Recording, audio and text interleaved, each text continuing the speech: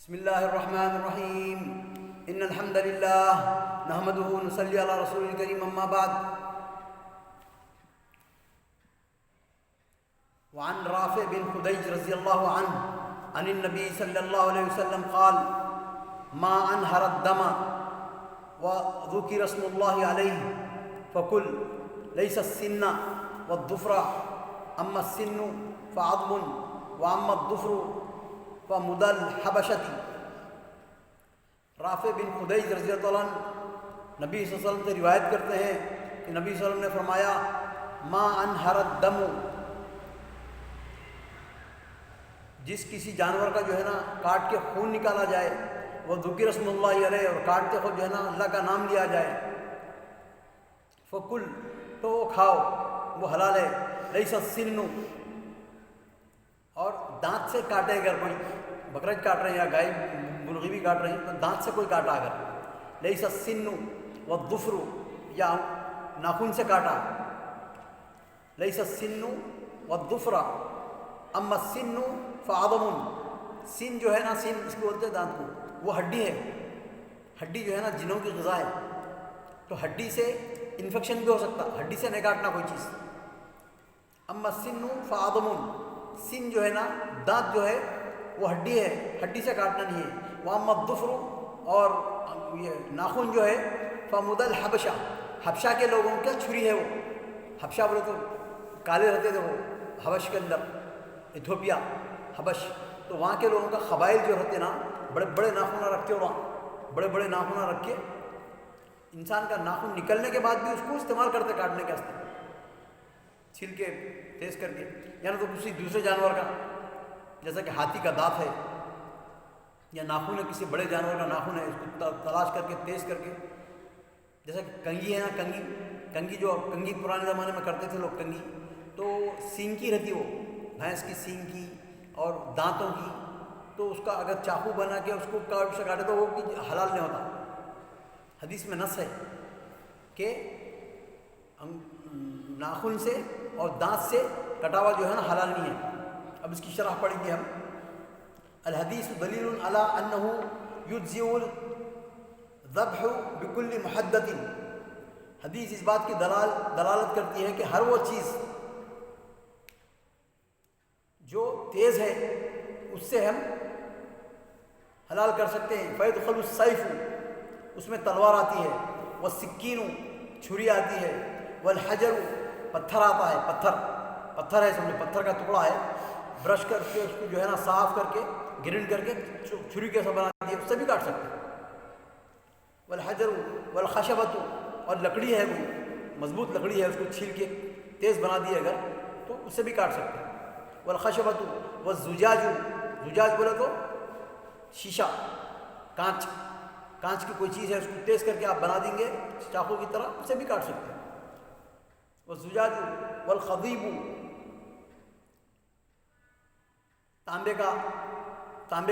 تانبا ہے یا لوہا ہے، تمام چیزوں کے اس کے چھری بنا دی اگر تو. ٹھیکری، معلوم ٹھیکری، گھڑا والا ہے، ہنڈی ہے، اس کا بڑا ہے جانور برتن، وہ اس کا ٹوٹ گیا اگر اس کو صاف کر لے کے چھری کے ساتھ بنا دی، اس سے بھی کاٹے اگر تو اس سے بھی حلال ہے. لیکن جو چیز نس میں ہے نبی صلی اللہ علیہ وسلم یہ نہیں کرنا بول کے بولے تو اس سے حلال نہیں ہے. تو کیا کیا آ گیا اس کے اندر؟ سیف تلوار، سکین چاقو، حجر پتھر، خشبہ لکڑی، زجاج کانچ، خضیب ٹھیکری، والزخر والخسف والنحاس تانبا وغیرہ، وغیرها الا السن والظفر، تمام چیزوں سے ہو سکتا ہے لیکن ناخن اور دانت تو ہڈی ہے، ہڈی جنوں کی غذا ہے، تو ہڈی سے کبھی کوئی چیز استعمال نہیں کرنا، ہڈی کو جو ہے نا پھینک دینا، اس کے قریب بھی نہیں آنا. والظفر مطلقاً من آدمی اور غیرہ، آدمی کا رہن دو ناخن یا کسی دوسرے جانور کا رہن دو، مفصلا اور متصلا، یا جسم کو لگا ہوا رہن دو یا کاٹ کے رکھا ہوا ہے، سال بھر پہلے کا، 2 سال پہلے کا، بعض لوگ رکھتے ہیں. دانت ہے، ہاتھی کا دانت ہے یا وہ ہے، ایسے جانوروں کے دانت رکھ کے جو ہے نا اس کو، تو اس کا وہ بھی جائز نہیں ہے. وعلت نہیں ان سنی، اس کی علت کیا ہے کیوں منع کیا نبی صلی اللہ علیہ وسلم؟ وَقَوْنُهُ عَظْمًا، کیونکہ وہ ہڈی ہے، وَيَتَنَجَّسُ بِهِ، اس سے جو ہے نا نجاست پیدا ہو سکتی ہے، گوشت میں کاٹتے وقت جو اس کے اندر اس کا جو ہے نا اس کا اثر جا سکتا ہے، ہڈی کا، وہ دانت کا اور ناخن کا، کیونکہ نجاست کی چیزیں ہیں، فطرت میں سے اس کو کاٹ کے صاف رکھنا، صاف رکھیں گے، جیسا کہ آج کل میڈیکل ٹرمز میں بھی جو ہے نا میڈیکل اس میں بھی کہ بولتے ہیں کہ بھائی آدمی صاف ستھرا رہنا، ویسے تو دین ہمارا صاف ستھرا مذہب ہے، لیکن عرف عام میں بھی یہ ہے کہ آج یہ ناخن اور دانت وغیرہ جو ہے نا اس سے انفیکشن ہونے کا ڈر ہے، تو اس کو صاف کر کے رکھنا، اور کسی کو اگر کوئی آدمی چیر دیا، اگر پکڑ دبا دیا، اگر اس سے انفیکشن ہوتا ہے، دانت کتر دیا اگر اس سے انفیکشن ہوتا ہے، تو جب اس سے ہم کاٹ رہے ہیں تو وہ جائز نہیں ہے۔ وَيَتَنَجَّسُ بِهِ، اس سے نجاست ہو سکتی ہے، وہ وَمِن طَعَامِ الْجِنِّ، کیونکہ وہ کھانا جنوں کا کھانا میں سے کھانا ہے، دانت، ہڈی۔ کما نہی عن استجمار بھی، اس سے جو ہے نا استجمار بھی نہیں کر سکتے، استجمار بولے تو ہم اگر ضرورت کو گئے پیشاب کو تو اس سے ہڈی سے سکانا نہیں ہو، پتھر سے یا ڈھیلے سے۔ وعلت نہیں عن ظفری بضمتین، اور ناخن سے کیوں منع کیا گیا؟ وہ کون ہو مد الحبشہ، حبشہ کے لوگوں کا، سدھی لوگوں کا جو کالے رہتے نا، حبشہ کے کالے بول کے رنگ سے نہیں ہے مسئلہ اسلام کے اندر، لیکن حبشہ ہو، مشرکین و کفار تھے وہ، حبشہ وہم کفار فلا یشبہ بہم، ان کی مشابہت کرنا نہیں کرنا، ان کی مشابہت نہیں کرنا، ان کی کفار اور یہود اور نصارہ کی مشابہت نہیں کرنا۔ اگر وہ بائیں ہاتھ سے کھاتے ہیں تو ہم سیدھے ہاتھ سے کھانا، اگر وہ بائیں ہاتھ سے مانگ نکالتے ہیں بالوں میں، سر میں، تو ہم سیدھے ہاتھ سے مانگ نکالنا۔ نبی صلی اللہ علیہ وسلم ہر معاملے میں مشرکین یہود نصارہ کی مخالفت کرو بولے، وہ بائیں ہاتھ سے کام کرتے ہیں، ہم سیدھے ہاتھ سے کام کرنا، وہ گاڑی پہ بائیں ہاتھ سے بیٹھتے ہیں تو ہم سیدھے ہاتھ سے بیٹھنا، وہ شرٹ کا بٹن بائیں ہاتھ سے لگاتے ہیں تو ہم سیدھے ہاتھ سے لگانا، وہ گھڑی بائیں ہاتھ میں پہنتے ہیں تو ہم سیدھے ہاتھ میں پہننا، یہ تمام چیز، کیونکہ یہ ایک وہ ہے، یعنی نبی صلی اللہ علیہ وسلم کا حکم ہے، خالف الیہود والنصارہ، یہود اور نصارہ اور مشرکین اور کفار کی مخالفت کرنے کا حکم ہے۔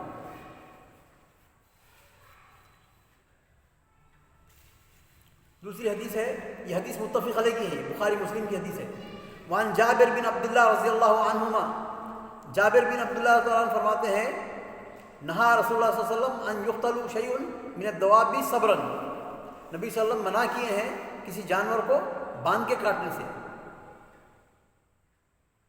جیسے کوئی پرندہ ہے یا کوئی مرغی ہے، بن کے کاٹ رہے ہیں، بن کے نہیں کاٹنا، اگر وہ کاٹنے کو جب تڑپیں گی نہ انہیں، اس کے پیر ہاتھ وغیرہ ماریں گے، جتنا زور سے ماریں گے اتنا خون باہر جسم میں نجیس خون نکل جاتا۔ اگر بڑا جانور ہے، اگر گائے ہے، اونٹ ہے، ایسے ہے، تو اس کو باندھ کے کاٹنا، اور جب اس کا جب دم پورا نکلتے رہتا نا، جب کھڑے رہنے کی صلاحیت نہیں اس کے پاس ہو گیا، تو جب اس کے رسی کاٹ دینا تو اس کو حرکت کرنے کا چانس ملتا۔ وعن شداد بن اوس، شداد بن اوس رضی اللہ عنہ صحابی فرماتے ہیں، قال رسول اللہ صلی اللہ علیہ وسلم، نبی صلی اللہ علیہ وسلم نے فرمایا، ان اللہ کتب الاحسان علی کل شیء، اللہ تعالیٰ احسان کو لکھ دیا ہے ہر چیز کے ساتھ، ہم احسان کرنا، چھوٹوں کے ساتھ، بڑوں کے ساتھ، حتیٰ کہ جانور کے ساتھ بھی احسان کرنا۔ احسان بولے تو اچھا معاملہ، اب ہم کاٹ رہے ہیں جانور کو، اب اس کے ساتھ اچھا معاملہ کیا کریں گے؟ اس کے ساتھ اچھا معاملہ یہ ہے کہ چھری کو بہت تیز کرنا، کیونکہ فوراً کٹ گیا اگر تو فوراً اس کا دم نکل جاتا، اگر مڑ چھری سے مار رہے ہیں، کاٹ رہے ہیں، پکار رہا انہیں، کاٹ رہے ہیں، کٹ رہا بھی نہیں ہے، اس کو تکلیف بھی ہو رہی، تو وہ احسان نہیں ہے۔ کتب الاحسان علی کل شیء فاذا قتلتم فاحسنوا القتلہ، اگر کسی کو قتل کر رہے ہیں اگر، تو اچھی طریقے سے کرو، اگر کوئی آدمی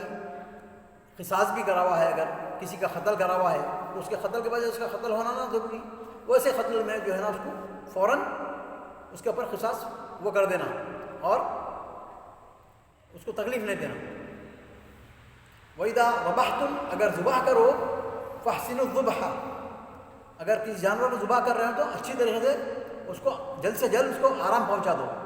ٹھنڈا ہو گیا تو فوراً نہیں، اگر مڑ چھری سے کر رہے ہیں اگر تو اس کو تکلیف ہوتی ہے۔ وَلْيُحِدَّ أَحَدُكُمْ شُفْرَتَهُ، اگر تم میں سے کوئی اپنی شفرہ بولے تو دھار تیز کریں گے، صاف رکھیں گے، باریک رکھیں گے، تو فلیرح ذبیحتہ، اپنے ذبیحہ کو، اپنے جانور کو جو ہے نا راحت دیں گے، جلد سے جلد راحت مل جاتی ہے، اس کو دم نکل گیا جلدی فوراً، نہیں اگر آدھا کاٹ کے اگر چھوڑ دیا اگر 15-20 منٹ آدھا گھنٹہ تڑپتے رہتا۔